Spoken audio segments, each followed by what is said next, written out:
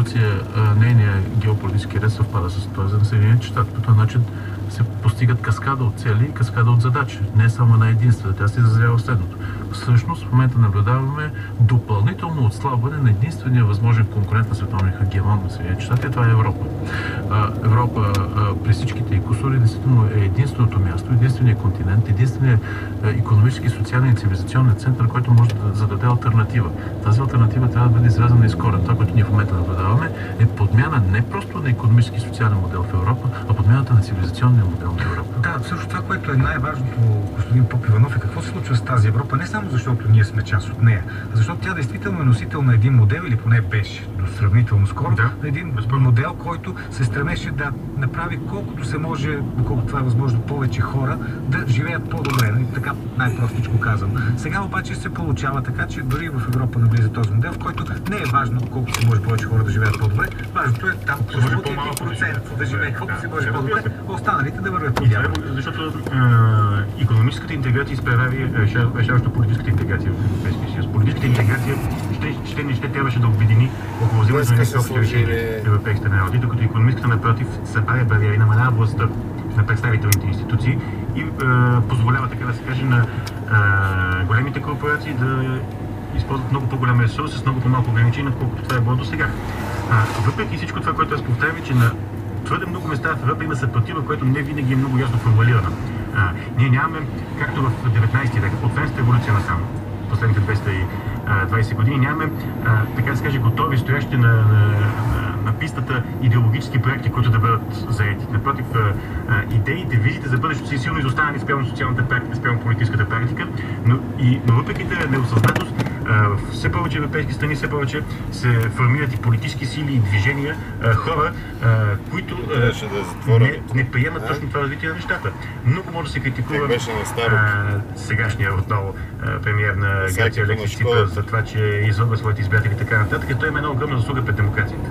Това е, че се опита нееднократно на 3 пъти през последните 8 месеца да покаже, че демокрацията има смисъл, че дадени проблеми трябва да се решават чрез представителство, чрез някаква народна воля, дори и да приемем това, което е неизбежно за политиката, че политиците ще лъжат и че политиците ще са пред... Той всъщност доказа, че народният вод няма особено значение с референдума, който проведе, след това направи обратното на това, за което бяха гласували повечето гърци, подписа споразумение с кредитори.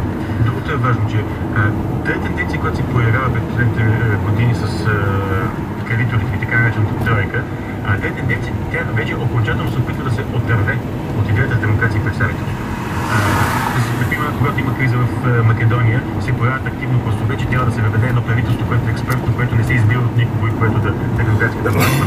В Италия това беше до голяма степен експеримент, правен преди 3-4 години, с такъв тип правителство. Свалянето на Берлускони. Свалянето на Берлускони и прочее, че е необходима експертност, защото партиите не са способни да удържат нито икономически просперитет, нито социална стабилност, нищо друго. Тоест, превръщането на парламента в нещо си и всичките тия недостатъци, които говорят в политиката на Ципрас, той настоява за това да запази демокрацията. Ако запази механизма, той ще може да използва в бъдеще. Ако окончателно се отървем от него, не съм сигурен дали това ще бъде. След малко ще продължим разговора, но поне сега има реклами, после новини, веднага след това продължаваме. Искам да поговорим за алтернативите, които могат да бъдат предложени, защото те са особено важни.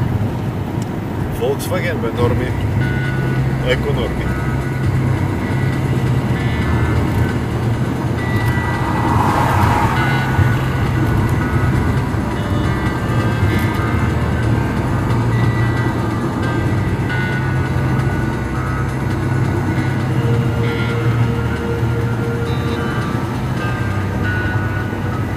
Толкова няма.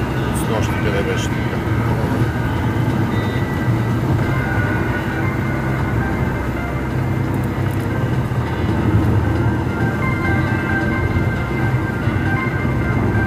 Завой с обратни виражи.